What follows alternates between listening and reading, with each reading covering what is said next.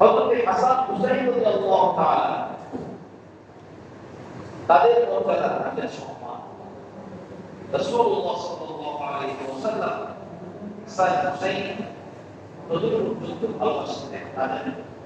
এই রাসূলুল্লাহ সাল্লাল্লাহু আলাইহি ওয়াসাল্লামের মুহাব্বত কেমন ছিল এই হাদিস শুনলাম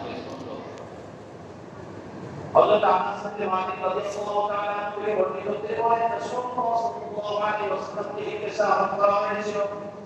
আপনার আহলে বাইতের মধ্যে কাকে সবচেয়ে বেশি ভালোবাসে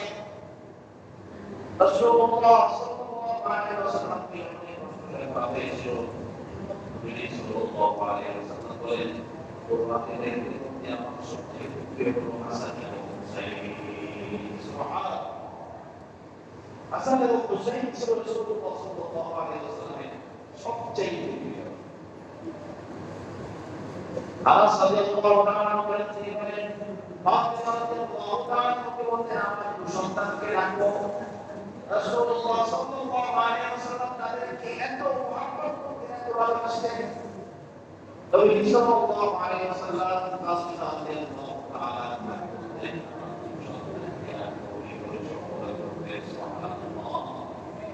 এত মহব্বত করতেন এত ভালোবাসতেন তাকে হাসান এবং হুসাইন রাদিয়াল্লাহু তাআলা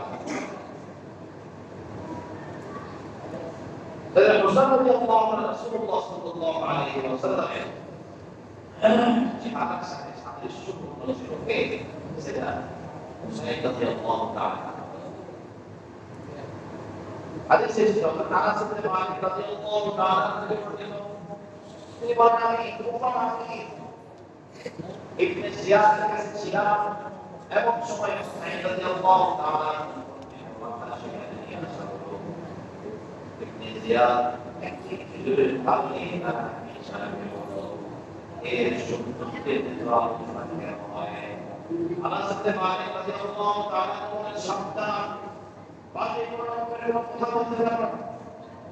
তিনি ডাক দিয়ে বলেন রাসূলুল্লাহ সাল্লাল্লাহু আলাইহি ওয়াসাল্লামের চেহারার সাথে তার সাদৃশ্য রয়েছে সুবহানাল্লাহ এটাই এত আলোচনা এটাই এত প্রশংসা হযরত আলী রাদিয়াল্লাহু তাআলা তিনি বলেন থেকে পাতা পর্যন্ত থেকে পাতা পর্যন্ত রাসূলুল্লাহ সাল্লাল্লাহু আলাইহি ওয়াসাল্লামের সর্বাধিক সাদৃশ্য হলো হাসান আর নিচের অংশের ক্ষেত্রে হুসাইন রাদিয়াল্লাহু বুক থেকে মাথা পর্যন্ত হাসান রাদিয়াল্লাহু তাআলা আর বুক থেকে নিয়ে বাকি অংশ নিচে থেকে যেটা সেটা হলো হুসাইন রাদিয়াল্লাহু তাআলা রাসূলুল্লাহ সাল্লাল্লাহু আলাইহি ওয়াসাল্লামের হাসান হুসাইন রাদিয়াল্লাহু তাআলা এরা জান্নাতে যুবকদের সর্দার ইত্তেফাক রাদিয়াল্লাহু তাআলা আনহু থেকে বর্ণিত তিনি বলেন রাসূলুল্লাহ সাল্লাল্লাহু আলাইহি ওয়াসাল্লাম বলেছেন আল হাসান ওয়াল হুসাইন সাইয়্যিদা শাবাবিল জান্নাহ হাসান বলেন ওয়া আবুহুমা খায়রুম মিনহুমা নবী সাল্লাল্লাহু আলাইহি ওয়াসাল্লাম বলেছেন হাসান হুসাইন জান্নাতের যুবকদের নেতা হবে সুবহানাল্লাহ জান্নাতের যুবকদের সর্দার হবে নবী সাল্লাল্লাহু আলাইহি ওয়াসাল্লাম বলেন আবুহুমা খায়রুম মিনহুমা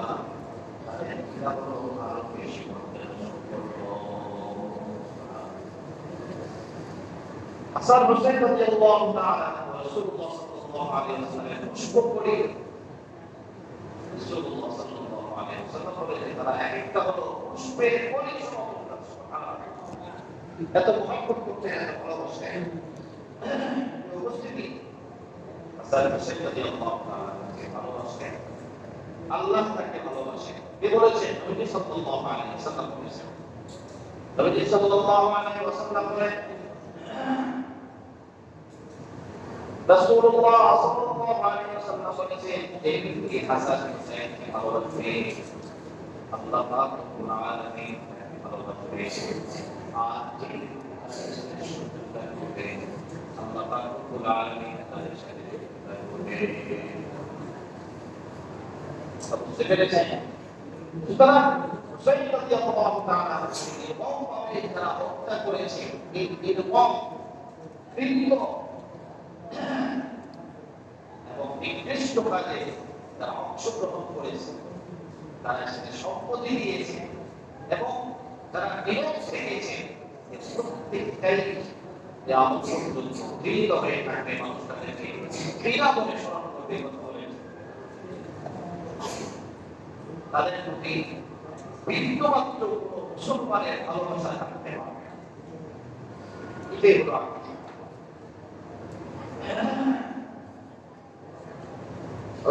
রাসূলুল্লাহ সাল্লাল্লাহু আলাইহি ওয়াসাল্লাম বলেন যে আমার এই পরিবার আহলে বাইতের সাথে মিত্রতা স্থাপন করবে, আমিও তাদের সঙ্গে মিত্রতা স্থাপন করব।